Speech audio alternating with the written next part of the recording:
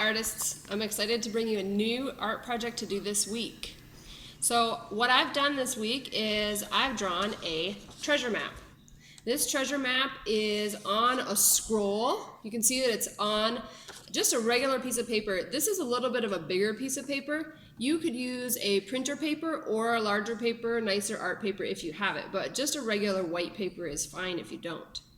So you're going to take a look at the document that I've sent, and on that document it's going to show you how to draw this scroll. But if you have trouble with it, just do your best. That is not a super important part of this drawing. You can see that I made like some little cracks in it to make it look kind of like it was old, and you could even make it shakier and wobblier than I did if you like. On here you'll see that I made an island. So you can draw any shape of land that you want in the drawing, and I used a permanent black marker. If you have a permanent black marker, that's probably your best option, but if you don't have a permanent black marker, you could use a regular black marker, you could even use a black crayon or a black colored pencil, anything would work. So I drew my outline of my island, then I drew some little waves in the water, and then I started on the fun part, which was adding some details to make it look cool. So I added, this is called a compass rose. I made a sea serpent coming out of the water and a pirate ship and a whale. And if you can notice, wherever I made something coming out of the water, I made waves at the bottom of it. I also added palm trees, regular trees, a castle, mountains, a pirate flag, and in the document that I sent, there's tons of ideas. So use those ideas and draw however you like. Once yours is drawn, then you're going to want to add color to it. My best suggestion would be that you use colored pencils for all of the small stuff. So for example, let's find a green one.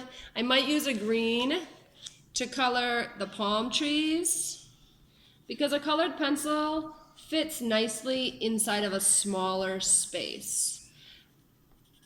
So I might use a green for that and then find a brown for the bottom of my palm tree. If you don't have colored pencils, you could use some markers.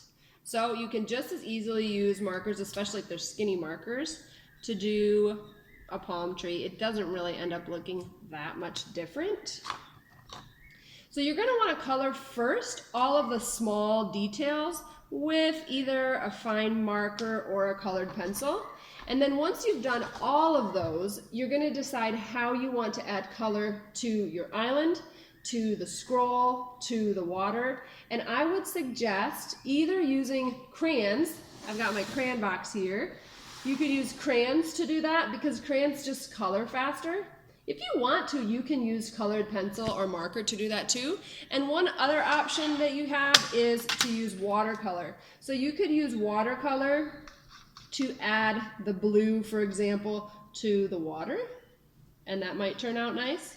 You could use brown for the scroll, the edge of the scroll, and maybe you want to use brown for all of the land that is not your details.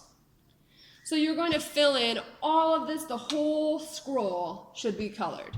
So have fun, add some details, and send me a picture of your treasure map so that I can see what you've done.